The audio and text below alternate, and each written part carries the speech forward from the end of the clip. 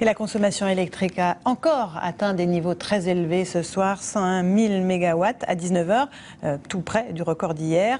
Alors pour éviter les coupures, il n'y a pas que les particuliers qui font des efforts, les industriels aussi, comme nous le montre ce reportage en Savoie d'Arnaud Lapère et Arnaud Issergan. 18h30, les particuliers de retour chez eux utilisent à plein régime leur chauffage. Avec les grands froids, les records de consommation se multiplient. Dans cette salle, les équipes travaillent 24 heures sur 24 pour diminuer les risques de blackout. Ils demandent à des industriels d'arrêter leur production pour quelques heures en échange d'une compensation financière. 35 sociétés réparties sur toute la France participent à ce réseau.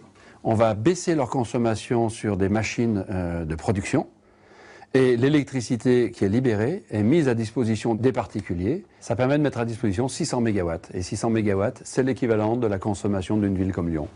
Une énergie mobilisable dans un délai de quelques minutes à 2 heures. Elle alimente en temps normal de gros industriels. Le four de cette aciérie consomme l'équivalent de la population d'une ville comme Chambéry. Son fonctionnement a été interrompu 7 fois l'année dernière. L'industriel a de nouveau été sollicité cette année pour soulager le réseau. Ça nous provoque des coupures de production, mais bon, on n'a pas d'autre solution aujourd'hui pour baisser notre coût du kilowatt.